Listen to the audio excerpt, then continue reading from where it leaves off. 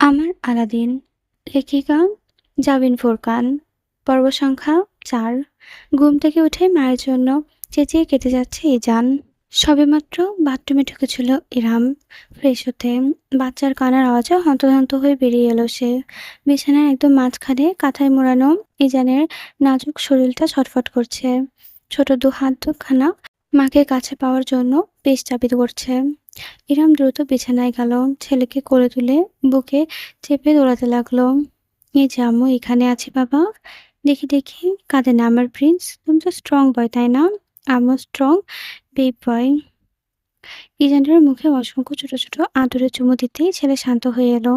ইরামের গালে গাল ঠেকিয়ে বুঝি জননীর শরীরের উষ্ণতা নিজেকে ভোলালো। মুচকি হেসে ইরাম ছেলেকে শুতে শুইয়ে দিল, কিছুটা দুধ খাইয়ে নিল। মাত্রই ঘুম থেকে উঠেছে যেহেতু, আবার এক্ষুনি ঘুমাবে। খানিকটা সতেজ বাতাসে থাকলে ভালো লাগবে। এই ভাবনা চিন্তা থেকে ইরামের পরনের সালোয়ার কামিজের ওড়নাটা ঠিকঠাক করে নিয়ে ছেলেকে সুন্দর করে নতুন একটি কাঁথায় পেঁচিয়ে গেস্ট রুমের বাইরে বেরোলো। সামিয়া হাসপাতাল থেকে ফেরার সাথে সাথে আবার বাইরে চলে গিয়েছে।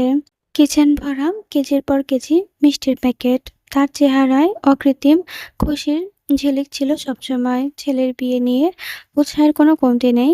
সিদ্ধান্ত হয়েছে বাড়িতে ছোটখাটো একটা অনুষ্ঠান করে কদর হবে সাইবান আর ইরামের। একা হাতে সব আয়োজনে ছোটাছুটি করছে সামিয়া। সাইবানও সকাল থেকে বাড়িতে ছিল না। এখন ফিরেছে কিনা ইরামের জানা নেই। ছেলেকে কোলে নিয়ে লিভিং রুমের দিকে যেতে যেতে একবার সকালের ঘটনাগুলো মনে করল ইরাম। সাইবানের বলা কথাগুলো এখনো কানে বাজে তার। ছেলেটা এমনভাবে কথাগুলো বলল কেন? ইরামের কোনো হিংসা নেই সাইবানের পরনারীর সম্পর্ক সে জেনেও। সে ট্রমার মধ্যে দিয়ে অরণ্য তাকে নিয়ে গিয়েছে। সেই দ্বিতীয় ট্রমার মোকাবিলা সে করতে চায় না এবং তার শক্তিও নেই। সাইবান আজকার ছেলে, উপরন্তু ইরাম এখনো ছেলেটাকে ঠিক করে বুঝে উঠতে পারছে না। ছোটবেলা সাইবানের সঙ্গে আজকে সাইবানের ফারাক যেন যোজন যোজন। ভরসা নামক গুণটি লুপ্ত হয়ে গিয়েছে তার মন থেকে। কিন্তু সাইবান তার একটা বাস্তবসম্মত অনুদান ভিত্তিক এমন প্রতিক্রিয়া কেন করল? সে কি ইরামের সাথে মজা নিতে চাইছে?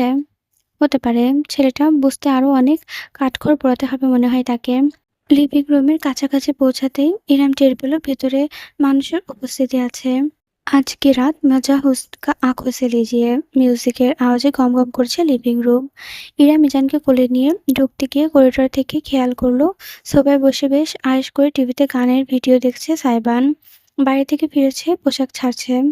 একটা সাদা শার্ট আর কালো জিন্স পরে আছে সে। শার্টের বোতামগুলো খোলা, তাতে উন্মুক্ত বুক দেখা যাচ্ছে।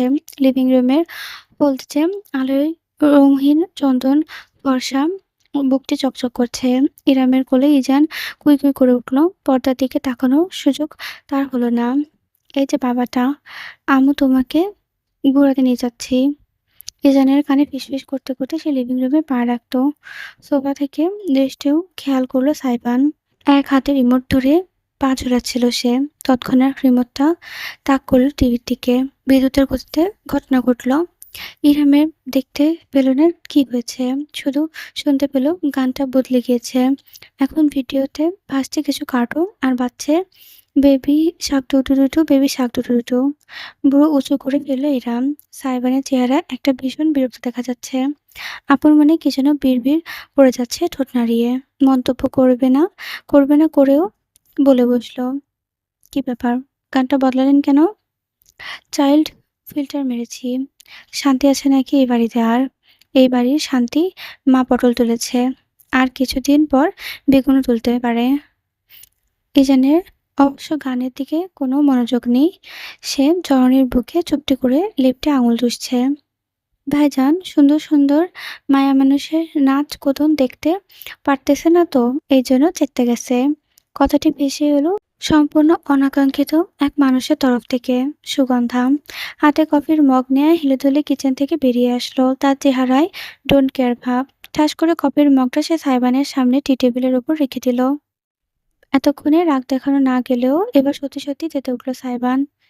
ইউ জরিনার আম্মা সকিনা, কত বড় সাহস তোর! মুখে গু পড়বে তোর। মুরগির জামায় মোরগের পাতলা পাতলা গু। সুগন্ধা বিপরীতে নিজের লম্বা চুল একটা ঝটকা দিয়ে আবার উল্টো ঘুরে গেল, যেন সাইমন এক প্রকার তার মালিক নয়, বরং নগণ্য কোনো অস্তিত্ব। এই বাড়ির সবার মাথার সমস্যা, ইরাম ভাবল মনে মনে। আর তাদের এইসব ঝগড়াঝাটি স্থায়ী হওয়ার সুযোগ পেল না। খোলা সদর দরজা দিয়ে ভেতরে প্রবেশ করলো সামিয়া, হাতে এক গাদা ব্যাগপত্র। তার অনুসরণে করিম। এই লোকটাও হাতে মাথায় কাজে ব্যর্থ এক মানুষ। শপিং করে এসেছে স্পষ্ট। দ্রুত প্রতিক্রিয়া করলো ইরাম, হুট করে সাইবানের দিকে ইজানকে এগিয়ে দিয়ে বলল, ধরো তো একটু। ছিটকে দূরে সরে গেল সাইবান। ইস ছি!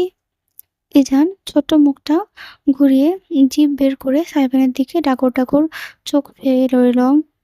এই বড় বড় টলটলে জীবন দিঘির ন্যায় দৃষ্টি দেখে একটি শক্ত ঢোক গেল সাইবান। ইয়া আল্লাহ, ইয়া আল্লাহ, তুমি একটু রহম করো। ও মামুদ, শক্তি দাও, ধৈর্য দাও, টাকা দাও। কাঁপা কাঁপা দুহাত বাড়িয়ে ইজানের কাঁথায় মেরা ছোট শরীরটা কোনোমতে সাইবান ধরে কি ধরেনি। ইরাম ছুটে চলে গেল সাইমার কাছে। আর চোখে সেদিকে চেয়ে সাইবান দৃষ্টি ফেরালো দু হাতে টান টান করে শরীরের থেকে এক হাত দূরে ধরে রাখা ইজানের দিকে। শক্ত একটা ঢুকিল সে। নিঃশ্বাস প্রশ্বাস ভারী হয়ে উঠেছে তার, যেন মুহূর্তেই প্যানিক অ্যাটাক করে ফেলবে। ইজানের কাঁদো মতন নরম শরীরটা বুঝি তার বিশাল দুই হাতের আঙুলের ফাঁকগুলো পড়ে যাবে। মাথা কাত করে বাচ্চাটা চোখে চোখ রাখলো ইজান। অদ্ভুতভাবে ইজান একটু কাঁদল না, বরং সাইবানের নকল করে নিজের ছোট মাথাটাও কাত করলো। আঙুল চুষতে চুষতে তাকিয়ে রইল গোল গোল চোখে। আপনি আঙুল খাচ্ছেন কেন? নিয়মিত নিজের মায়ের মাথাটা খাবেন। সাইবানের কণ্ঠে ইজানের দুই পা নেড়ে সামান্য ঝাঁকিয়ে যেতে ফেলল। ফোকলা দাঁতের মাড়ি দেখিয়ে হাসলে নাকি বিদ্রুপ করলো বোঝা যায় না। আরেকটু হলে সাইবান তাকে ফেলে দিচ্ছিল, কিন্তু সক্রিয়ভাবে তার হাত দুটো ইজানের কাছে টেনে বুকের উপর রাখলো। শার্টের বোতাম খোলা থাকায় তার তপ্ত ত্বকে সরাসরি স্পর্শে ইজানের সুরসুরি দিয়ে উঠল। বুকের সঙ্গে লেপে গেল সে। ভ্রু উঁচু করলো সাইবান, মহা বিস্ময় নিয়ে তাকিয়ে রইল নিজের বুকে ঠেকিয়ে রাখা নগণ্য প্রায় অস্তিত্বটার দিকে। তার হাতের তালু ইজানের সমস্ত পিঠের সমান। বিষয়টা একই সঙ্গে বিস্ময় এবং উপভোগ্য। এত ছোট মানুষ হয়, এ তো জ্যান্ত একটা পুতুল। মুচকি হাসি ফুটল সাইবানের ঠোঁটে। অজান্তেই দুই পা নাড়িয়ে ইজান সমেত শরীর দোলাতে দোলাতে সে টিভির কাছে গিয়ে দাঁড়ালো। তখনও বাচ্চাদের গানটা বেঁচে চলেছে, অথচ ইজানের এই গানের প্রতি বিন্দুমাত্র আগ্রহ নেই। সে সাইবানের বুকের মাঝে কিলবিল করে যাচ্ছে। নতুন পরিবেশ, নতুন মানুষ, চিন্তা তার মস্তিষ্ক সময় লাগছে। বাচ্চা ফিল্টার তোর পছন্দ না? তাহলে কি পছন্দ? বেলি ডান্স দেখবি? আয়। মৃদু একটা শব্দ করে কৌতূহলী চেহারায় ফ্যালফ্যাল করে চেয়ে রইল ইজান। সাইবার অন্য হাতে ধরা রিমোটটা দিয়ে গানটা বদলে আগের গানে ফিরে গেল। সমস্ত লিভিং রুম জুড়ে বেজে উঠল, থোড়ি ফুরসত ভি মেরি যা কভি बाहों को दीजिए, आज की रात मजा हुस्न का आंखों से लीजिए। অদ্ভুত হলেও সত্য, গানের বিটের সঙ্গে সঙ্গে ইজানের চোখ ঘুরিয়ে টিভির পর্দার দিকে তাকালো। চোখে মুখে একটা নিদারুণ আকর্ষণ ফুটে উঠল। ছোট্ট শরীরটা মিউজিকের তালে তালে নড়তে লাগলো। মাথাটা ঝুলিয়ে ঝুলিয়ে ইজান ছোট হাত দুটো নড়তে লাগলো। আয় আয়। বিরাট এক তির্যক হাসি খেলে গেল সাইবানের সমস্ত মুখমণ্ডল। तो तो मेरे से भी बड़ा कामीना निकला यार। जियो मामा, আয় নাচি। ইয়ে। ও ও। এক হাতে ইজানকে ধরে রেখে আরেক হাত ঘুরিয়ে ঘুরিয়ে লাফাতে লাফাতে লাগলো সাইবান। তার ভয় ডর সব ভেঙে গিয়েছে। সামিয়া আর ইরাম দুজনে তখন সবেমাত্র কথা বলতে বলতে রুমের মাঝখানে এসে পৌঁছেছে। সামনের বিপজ্জনক দৃশ্য দেখে আঁতকে উঠল ইরাম। সামিয়ার হাত থেকে সে শপিং মগগুলো যে নিয়েছিল সাহায্য করার উদ্দেশ্যে নিজের হাতে নেয়া সেগুলো সবগুলো ঝরঝর করে মেঝেতে গড়িয়ে পড়ল। উদ্দাম লাফিয়ে চলছে সাইবান, সিটি বাজাতে বাজাতে। তার বুকে লেপ্টে থাকা ইজান এক হাত দিয়ে আঁকড়ে ধরে দণ্ডহীন মাড়ি দেখিয়ে হাসতে হাসতে অতি উৎসাহ নিয়ে টিভির পর্দার দিকে তাকিয়ে আছে। আলাদিন। ইরাম সংখ্যায় ছুটে যেতে নিল, কিন্তু পেছন থেকে সামিয়া তার একটা হাত আঁকড়ে ধরে বলল, আটকাস না, বন্ডিং হতে দে। দ্বিধায় থেমে গেল ইরাম। বিচলিত দৃষ্টিতে সামিয়ার দিকে ফিরে তাকালো। মুচকি হেসে তিনি আশ্বাস দিলেন, চিন্তা করিস না, আমার সাইবান এতটাও কেয়ারলেস না। যেন সামিয়ার উক্তিতে কটূক্তি করতেই যাবে, তৎক্ষণাৎ সাইবানের ভয়ানক রকমের আর্তনাদ ভেসে এলো।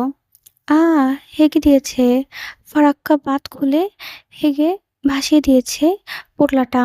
ইয়াক! ঝট করে মাথা ঘুরিয়ে ইরাম এবং সামিয়া দুজনেই দেখল ইজানকে জড়ানো কাঁথাটা ভিজে গেছে। সাইবানের খোলা বুকের ওপর জ্বলজ্বল করছে বাদামি বর্ণের তরল মানব শিশুর বর্জ্য। ঢলে পড়েছে সাইবান। ইরাম আর সামলাতে পারল না, দৌড়ে গিয়ে কাঁথা সমেত ইজানকে নিয়ে নিল কোলে। কিন্তু ততক্ষণে কাজ যা হওয়ার হয়ে গিয়েছে। সাইবান টিভি ক্যাবিনেট আঁকড়ে ধরল নিজের পতন ঠেকাতে। চেহারাটা বিকৃত হয়ে গেল তার ঘৃণায়। ওয়াক ওয়াক। সরি সরি, একটু আগে ওষুধ খাইয়েছি তো। হাতে কিছু ছিল না পেয়ে নিজের গলার ওড়নাটা দিয়ে সাইবানের বুক মোছাতে লাগলো ইরাম। কাপড়টা টেনে দিয়ে নিজের শরীরে ঘষতে ঘষতে লাল করে ফেললো সাইবান। খেকিয়ে উঠল। পটলার ঘরের পটলা। ফরজ নরজ ওয়াজিব সব গোসল দিতে হবে আমাকে। দেখিস তুই, আর যদি তোকে কোলে। Walk walk. সবকিছুই ফেলে মুখ চেপে ধরে ছুটতে ছুটতে সাইফান ২ তলায় উঠে গেল। সেখানে করিডোরে বসিয়ে আছে। দূর থেকেও তার বমি করার শব্দ ভেসে আসছে কানে স্পষ্ট। ঝড় একটু শান্ত হতেই সামিয়া অট্টহাসিতে ভেঙে পড়ল। আমার নাতিম একদম বাপের ওপর গিয়েছে, জানিস? সাইবানের বাপ যখন ওকে প্রথম করেছিল, হিসু করে লোকটা জামাকাপড় ভাসিয়ে দিয়েছিল। লোকটার মুখে ঢুকে গিয়েছিল হাই খোদা। এরপর ১০ দিন সাইবানকে কোলে নেয়নি আর। হা হা হা। ইরম এত কিছুর মাঝেও হাসবে নাকি আফসোস করবে বুঝতে পারছে না। কিন্তু বুকের ভেতর ভর করা উষ্ণতা তাকে বুঝিয়ে দিচ্ছে বহুদিন বাদে সে একটুখানি সুখ সুখ অনুভূতিটা টের পাচ্ছে। পরদিন সকালেই ইরামের ঘুম ভাঙল মৃদু গোলযোগের কারণে। বিছানায় শটান উঠে বসল সে। ঘড়ির দিকে তাকালো। সকাল ৯:৩০ বাজে। ইজান গতরাতে অনেকবার জেগে উঠেছিল। তার যত্ন নিতে নিতে ভোরের দিকে ঘুমানোর সুযোগ পেয়েছে ইরাম। যার কারণে এতটা দেরি হয়ে গিয়েছে তার। বাইরে থেকে উত্তেজিত কণ্ঠস্বর ভেসে আসছে, অচেনা। ইরাম বসে থাকতে পারছে না। ঘুমন্ত ছেলের দুপাশে ২টি গোলবালিশ দিয়ে সুরক্ষিত করে নেমে পড়ল। মুখ ধুয়ে আয়নার সামনে দাঁড়িয়ে শাড়ি কুঁচকে যাওয়া অংশটুকু আঁচলে চালিয়ে খোঁপায় বাঁধল সে। যখন সে হলঘরে এসে পৌঁছল তখন দৃশ্যটা চোখে পড়ল। জর্জেটের শাড়ি পরনে এক সুদর্শন রমণী দণ্ডায়মান। স্ট্রেট সিল্কি চুলগুলো পিঠ ছড়িয়ে নেমে গিয়েছে কোমরের নিচ অব্দি। চেহারা একই সাথে মায়া এবং কঠোরতা। হাতে রেশমি চুড়ি, খানিকটা নতুন বউ ধরনের প্রভাব আছে ভেতরে। সামিয়ার সঙ্গে বাকবিতণ্ডায় লিপ্ত হয়েছে সে। মম, তুমি সাইকে এভাবে জোর করতে পারো না। তুমি জানো না ও কোন লেভেলের সাইকো। তুমি একেবারে ফেক মুক্তা কিনে স্ক্যাম হয়ে গিয়েছো বলে ওইদিন সোজা কক্সবাজারে গিয়ে মুক্তা ব্যবসায়ীর সাথে সাগর গিয়ে নিজের থেকে ঝিনুক আহরণ করে বেছে বেছে আসল মুক্তা নিয়ে ফিরেছে। মনে নেই তোমার?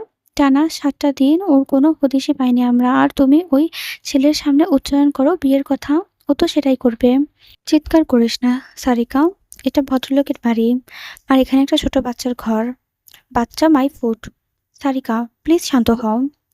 সারিকাকে থামাতে এতক্ষণে একপাশে দাঁড়ানো দীর্ঘদেহী পুরুষটি এগিয়ে এলো। ধূসর বর্ণের স্যুট পরনে। চোখে মুখে ভাবগম্ভীর্য এক ভাব। উজ্জ্বল দৃষ্টি।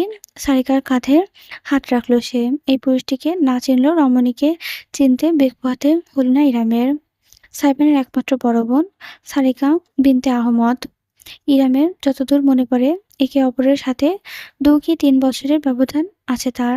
যতদূর শুনেছে গত বছর সারিকার বিয়ে হয়ে গিয়েছে। তাহলে পুরুষটি হলো তার স্বামী। ইরার খানিকটা ইতস্তত হলো। কিন্তু ততক্ষণে সামিয়া তাকে দেখে ফেলেছে। তাই পালিয়ে না গিয়ে ইরাম ভেতরে ঢুকলো। মোলায়েম গলায় বলল, কেমন আছো সারিকা? বহুদিন বাদে দেখলাম তোমায়। সারিকা সটান ঘুরে দাঁড়ালো। ইরামকে দেখে তার চোখ মুখে বিতৃষ্ণায় ভরে গেল।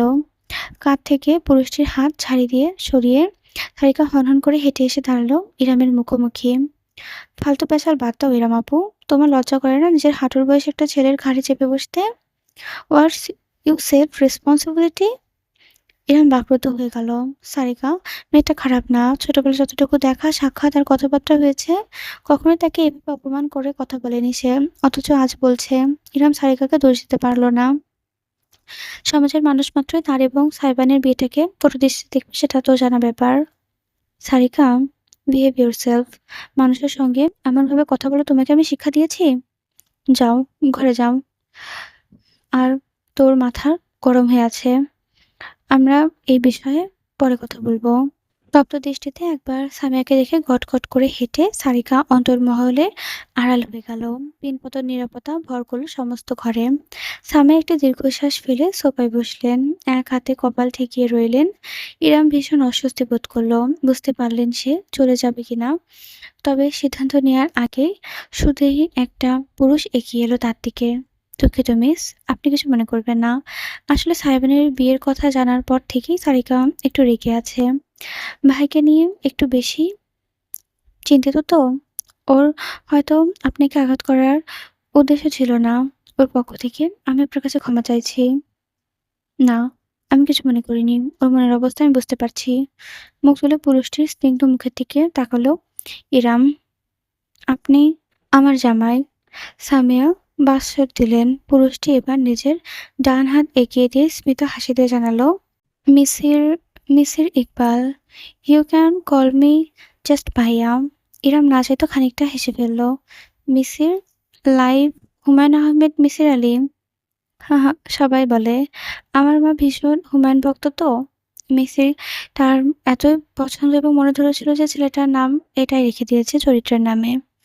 ইরাম মিসিরের হাতটা ধরল, করমর্দন করে বলল, ইরাম কিক বিয়া, you can call me just Iram. Misir ভাইয়া। মাথা তুলে সম্মতি জানালেন তিনি। হাতটা সরিয়ে নিল মিসির। সামিয়ার দিকে ফিরল। মম, আমি তাহলে আসছি। ফার্মে একটা প্রজেক্টের কাজ আছে। সারিকাকে পৌঁছে দিতে এসেছিলাম। সে কি, তুমি আজ থাকবে না? কাল তো বিয়ে, কাল সকাল সকাল চলে আসবো। তাহলে তো হবে না বাবা, এত সব কাজ পড়ে আছে। কে করবে? আমার বয়স হয়েছে, তোমাকে তো সামলাতে হবে। মিসের খানিকটা ভেবে বলল, আচ্ছা মম, আমি আজ রাতে চলে আসবো। ঠিক আছে, তবে একেবারে শুকনো মুখে আমি বের হতে দেবো না তো। সরি, নাস্তা করে যাও। না না, আমার খেতে বের হয়েছিলাম তো। তাছাড়া আমার এখন দেরি হয়ে যাচ্ছে। তবে আপনি চাইলে ১ কাপ চা দিতে পারেন। সুগন্ধাকে একটু বাজারের দিকে পাঠিয়েছি করিমের সাথে। তুমি বসো, আমি এক্ষুনি করে নিয়ে আসছি। এবারে ইরাম এগিয়ে এলো। না খালামণি, তুমি বসো। ওনার সাথে এমনিতেও কয়েকদিন ধরে খুব কষ্ট করছো। আজ একটু ছুটি পেয়েছো। আমি চা করে নিয়ে আসছি তোমাদের দুজনের জন্য। পারবি? আচ্ছা যা, লক্ষ্মী মেয়ে আমার। এর মধ্যেই বাড়ির বউয়ের দায়িত্ব বুঝে গিয়েছে। মৃদু হেসে ইরাম কিচেনের দিকে চলে গেল। সুগন্ধ যখন তাকে নাস্তা দিত তখন হাতে হাতে টুকটাক সাহায্য করে সে। জেনে গিয়েছে কোথায় কি আছে। তার চা পাতি, চিনি, দুধ ইত্যাদি খুঁজে পেতে তার সমস্যা হলো না। চুলায় কেটলি বসিয়ে তাতে দুধ দিয়ে প্রথমে ভালো করে ফুটিয়ে নিল সে। খানিকটা চিনি দিয়ে তাতে চা পাতা ছেড়ে দিতেই ধীরে ধীরে ধবধবে সাদা তরল দারুণ বাদামি এবং একটু ধরনের রং ধারণ করলো। দুটো কাপ ট্রেতে রেখে সঙ্গে সঙ্গে কিছু কুকিজ প্লেটে সাজিয়ে দিল। ইরামের ঘরের কার্যক্রম করতে বেশ ভালোই লাগে। চা প্রায় হয়ে আসছে। সে আঁচটাই খানিকটা কমিয়ে ভালো মতো ফুটে যাওয়া চাটা মজাদার হতে দিল সে। ঠিক তখনই নিজের পেছনে অদ্ভুত একটা উষ্ণতা উপস্থিতি টের পেল। কিছু বুঝে ওঠার আগে এক পুরুষালীর বুকের সাথে ধাক্কা লাগলো তার পিঠে। সঙ্গে সঙ্গে দুটি শক্তিশালী বাহু ঠিক তার দুই পাশের সামনের কাউন্টারের উপর এসে বসল। চিনতে একটু ব্যাকুলতা হলো না ইরামের। ঠিক পেছনে দাঁড়িয়ে আছে আলাদিন। আলাদিন, কি সমস্যা? এমন অভদ্র আচরণ করছো কেন? খানিকটা ঝাঁজ নিয়ে শুধালো ইরাম। ছেলেটা এভাবে হঠাৎ হঠাৎ করে তাকে ভড়কে দেয়। এমন অপ্রস্তুত অবস্থায় ফেলে কেন? এর কোনো মানে কি আদৌ হয়? না, হয় না। ঘাড়ের উপর সাইবানের তপ্ত নিঃশ্বাস শুয়ে যেতেই ইরাম খানিকটা ঝটকা দিল। প্লিজ, আমার এসব পছন্দ না। আমি মজার মুডে নেই। দূর যাও আলাদিন। অথচ এক চুলও নড়ল না সাইবান, বরং আরো কাছে সরে এলো। ইরামকে রীতিমতো কাউন্টারের সঙ্গে চেপে যেতে হলো। মুখ নিচে নামিয়ে ইরামের কানে ফিসফিস করে বলল সাইবান, বলেছিলাম না পরপুরুষ আপনার জন্য নিষিদ্ধ? কি উল্টোপাল্টা কথা বলছো? কিসের পরপুরুষ? চা বানাচ্ছ কার জন্য? থমকে গেল ইরাম। চুলায় টকবক করে ফুটতে থাকা চায়ের দিকে প্রসারিত দৃষ্টি চেয়ে রইল সে। সাইবান তার কাঁধে থুতনি ঠেকিয়ে কণ্ঠ খাদে নামিয়ে বলল, চা বানানো হয়, আবার হ্যান্ডশেকও করা হয়। নাইস।